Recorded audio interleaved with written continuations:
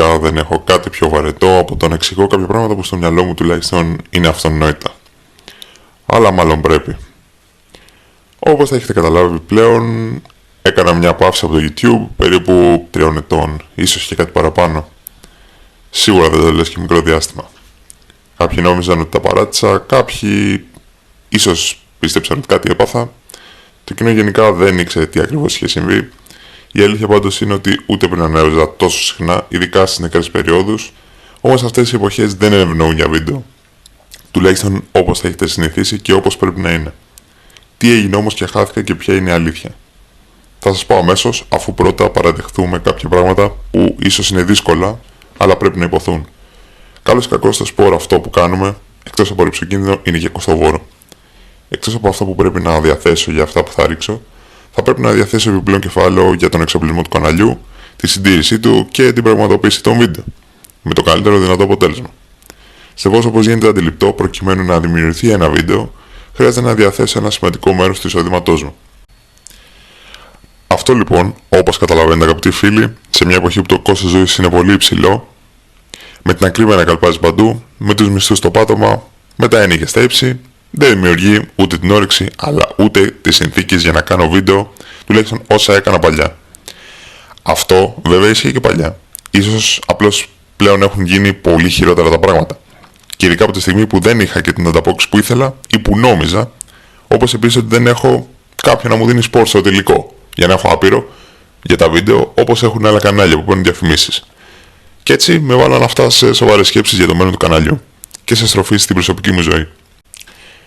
Όμως δεν είναι ούτε καν αυτό το μόνο πρόβλημα. Όπως θα έχετε ίσως αντιληφθεί, από τα λίγα σετ που υπάρχουν ακόμα του εξωτερικού, όσα υπάρχουν ακόμα, πουλάνε πλέον μόνο πολύ μικρά σε κρότο. Αυτό συμβαίνει γιατί αλλάζουν τις νομοθεσίες ακόμη και για τα νόμιμα. Αλλά όχι προς τα πάνω, προς τα κάτω. Δηλαδή τα κάνουν όλο και πιο αδύναμα.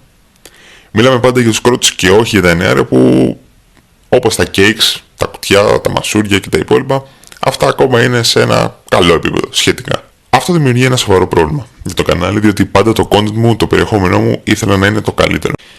Συν της άλλης, εδώ στην Ελλάδα έχουν απογορευτεί όλες οι κροτίδες, ακόμη και αυτές που υπάρχουν σε όλες τις χώρες της Ευρώπης αυτή τη στιγμή που μιλάμε, με έγκριση CE, καθόλου νόμιμες και ασφαλείς, έστω και αν πλέον δεν είναι όσο καλές σε ισχύ και ποιότητα, λόγω παραγωγής τους πλέον σε γειτονική χώρα της Βαλκανικής. Έστω και έτσι, αν δεν θέλουν να φτιάξουν δικιά μας νόμιμη παραγωγή καλής ποιότητας, ενώ θα μπορούσαμε, αλλά έστω θα έπρεπε η κυβέρνηση να νομιμοποιούσε κάποιες, ακόμη και λίγες, ούτως ώστε με αυτόν τον τρόπο και να μην χάνει τεράστια έσοδα για το κράτος που φεύγουν ειδικά κάθε Πάσχα στη μαύρη αγορά, αντί να παίρνει τον ΦΠΑ, αλλά και να τις ελέγχει, καθώς οι παράνομες είναι και αμφιβολή ποιότητας, αλλά ακόμη και να μειώσει τη χρήση αυτοσχέδιων, που είναι εξαιρετικά επικίνδυνες και προκαλούν τα συντριπτικά ατυχήματα ή χειρότερα ακόμη και κάποια δυστυχήματα, με βάση τα επίσημα στατιστικά της αστυνομίας. Ας το κλείσουμε αυτό το θέμα, διότι θέλω να πάω και σε κάποια άλλα, στο γιατί χάθηκα τόσο καιρό. Είναι αλήθεια και πρέπει να το πω ότι είχα αρχίσει να ξενερώνω πολύ με την ανταπόκριση που έβλεπα ή μάλλον που δεν έβλεπα. Από αυτά που ανέβαζα, που θεωρούσα και θεωρώ πολύ καλής ποιότητας σε σχέση πάντα με τις αντικειμενικές δυνατότητες που είχα. Οκ, δυσκολίες θα υπάρχουν πάντα.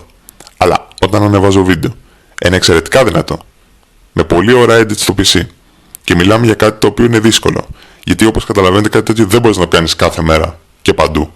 Και το βλέπουν μόνο χίλιοι και κάτι. Και δεν πατάει κανείς like, ούτε βλέπω κάποια ανταπόκριση, καμία κοινοποίηση, καμία εγγραφή, ούτε ένα σχόλιο. Τότε πώς να συνεχίσω? Πώς να νιώσω ότι αυτό που κάνω έχει ανταπόκριση και αξίζει το κόστος? Και γιατί να ρισκάρω, να το πω έτσι? Δεν κερδίζω κάτι από αυτό, δεν βγάζω χρήματα από αυτό. Μόνο χάνω. Αλλά αν δεν το βλέπει κανείς, τότε το βίντεο όχι απλά δεν έχει κανένα νόημα, αλλά γίνεται επικίνδυνο. Σας είχα κάνει παλιότερα ένα Instagram για να ανεβάζω πράγματα που δεν μπορούσα να ανεβάσω στο YouTube λόγω της φύσης του YouTube. Δηλαδή θα ανέβαζα φωτογραφίες, κάποιες περιγραφές από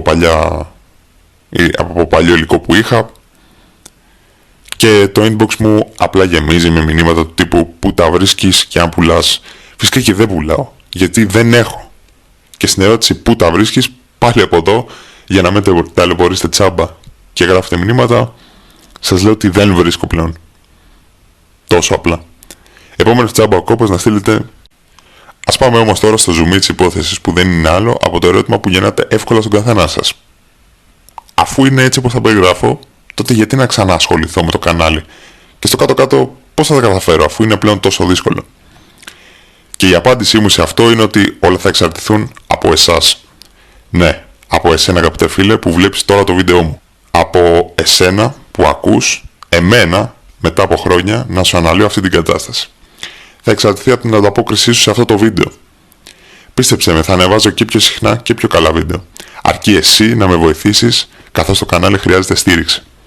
Να προσθέσω εδώ ότι έχω και αρκετά βίντεο που έρχονται σύντομα και θα έχουν εκπλήξει από τα παλιά. Σε αυτό το σημείο πρέπει να πω, φτάνοντας και προς το τέλος του βίντεο, ότι είχα πάρει την απόφαση να σταματήσω τελείως το YouTube, σκεφτόμενος όσα είπα προηγουμένως και κοιτάζοντας εμένα. Όμως αν δω ότι υπάρχουν ακόμη άτομα που θέλουν, έστω και λίγοι, αλλά και να καταλαβαίνουν τα όσα είπα και αξίζει τον κόπο, τότε θα το συνεχίσω. Αλλιώς ακόμη και τα έτοιμα βίντεο που έχω θα μείνουν μια για πάντα σε μένα, αποκλειστικά και για μένα. Η μπάλα φίλοι μου, οι φίλοι μου που με ακούς είναι στο δικό σου γήπεδο. Και πλέον όπως καταλαβαίνεις όλα θα γίνουν από εσένα, για σένα, όχι για μένα.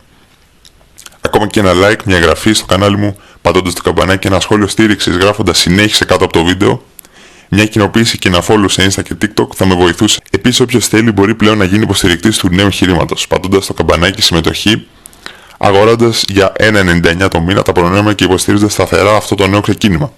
Αν θέλετε να ανοίξω και level με αποκλειστικά βίντεο μόνο επιπληρωμή, πείτε μου στα σχόλια. Επίσης μπορείτε να στηρίξετε και μέσω Super Thanks πατώντας το κουμπάκι με την καρδιά κάτω από το βίντεο, στέλνοντας μια δωρεά απευθείας στο κανάλι.